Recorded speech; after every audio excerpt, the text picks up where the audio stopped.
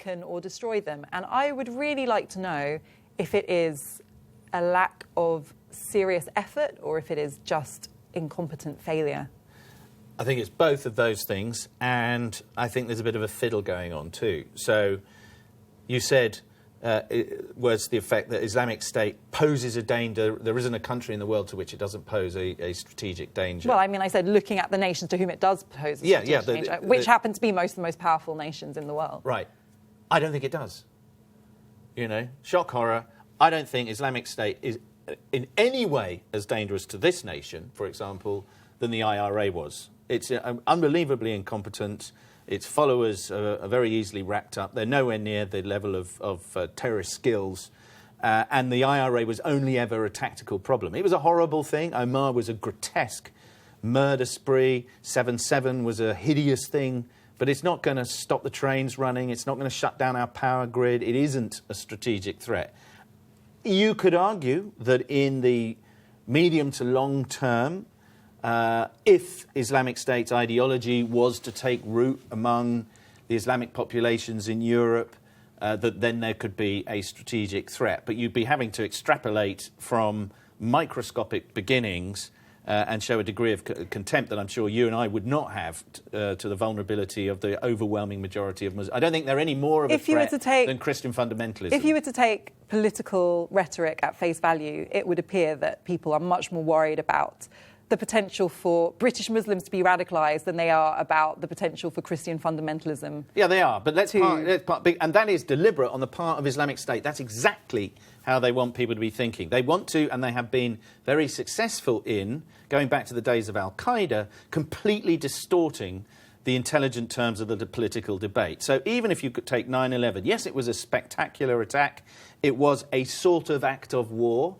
But then the foolish response from the West right across the world was to treat this as a war on terror. Notice that nobody uses that term anymore because even the nitwits realised that was stupid. Yeah, because you're walking straight into what Osama bin Laden wanted to do. A little man in a cave can suddenly provoke this massive clash of civilizations. There was no clash of civilizations, but he was able to get the West to deliver one. And that, but I just want to bring you back to the fact that even if I agree with your argument that actually we're not that worried about IS and it's not that big of a problem. I'm not that worried. Everybody else is professionally extremely worried. The point is that as a nation and as as an alliance, we are conducting airstrikes. America is using drone attacks. We are committing resources. We are deploying to try and ostensibly defeat the Islamic State.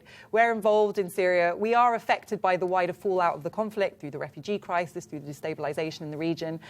I really want to know if we are trying to solve the problem, and if so, why, looking specifically at IS, it doesn't seem to be working. And is it because it's not actually that much of a priority, or is it because something's just going wrong? Or is it because we all underestimate Islamic State? And I think we often portray them as this kind of cartoon character, medieval nutters with Stone Age views and guns in pursuit of virgins, which I often wonder whether that trivialises the level of threat that they actually pose. Right, well, I don't agree that they pose a strategic threat, but I do agree, absolutely, that it would be a very silly way to see Islamic State as a bunch of swivel-eyed kind of Mahdiist lunatics. A lot of their behaviour may appear to be terrifyingly mad, but the bad news is it is terrifyingly well thought through. So they follow, for example, in terms of their use of public savagery. That is a doctrine that they're following in a 113-page document written by an anonymous author in 2004 called something to the effect of the use of savagery in pursuit of dominance by the Ummah. It is an absolutely, and it lays out in detail, what you need to do is get 26 innocent people and cut their heads off and put their heads on poles and show them in the main street and then put it on the internet or put it on the television. That has been absolutely deliberate. So they have been able to completely dominate the propaganda space. No organisation ever, including the superpowers, have managed to generate so much free publicity for relatively tiny investments. Except potentially Donald Trump. Which is arguably you could draw parallels in that media strategy. He may have drawn from the same doctrine. Who knows? But it is available at West Point, so maybe he did. But So they are very, and that is an approach they take to everything they do. So they do incredibly thorough bureaucratic studies on the efficacy of their water projects. They punish corruption very rapidly. They deliver justice very fast and arguably very equitably, unless it relates to their own, particularly foreign fighters, who they seem to need to keep sweeter than others. Of course, it's violent, it's grotesque, a lot of it is genocidal, but it is meticulous. And a lot of people don't realise that this meticulous approach to the use of terror, intelligence and administration, tying violence as the thread and using it as the thread to tie together highly efficient administration, comes from the Ba'ath Party of Saddam Hussein, which is a party that was pan-Arab and above all secular. Which is now dominating the leadership of IS.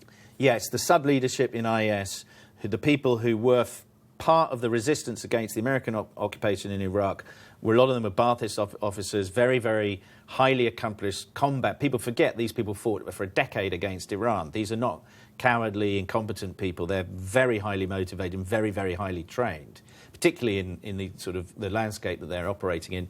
They joined the insurgency. It was sort of then crushed and so on, but those skills can metastasize very rapidly when you create the right environment. Ironically, what we're now seeing, to some degree, is attempted defections by ideologues who are very uncomfortable with the presence of the Baathists, perhaps even uncomfortable and repulsed by the level of violence or the level of disrespect that they're often shown. So they're starting to see these guys as an elite that is separate from themselves within Islamic State. There have been defections around Aleppo. A big Dutch contingent tried to defect. A lot of them were executed.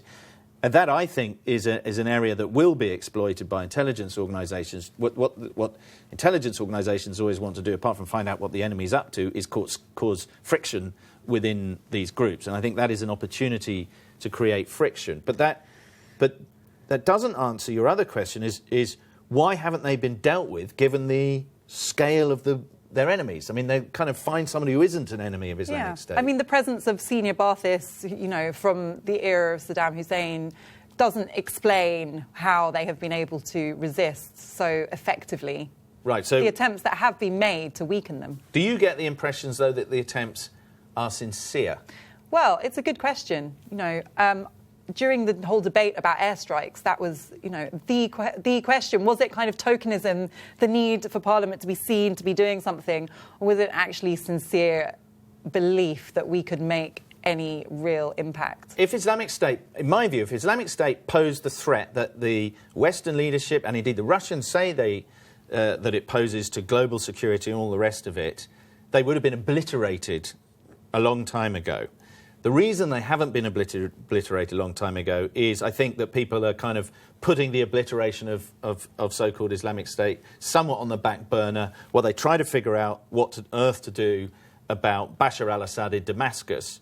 And they're fearful that, in the West was fearful that if he was knocked over, that space would be entirely filled by something like so-called Islamic State, and the chaos would follow, and they've seen the failures of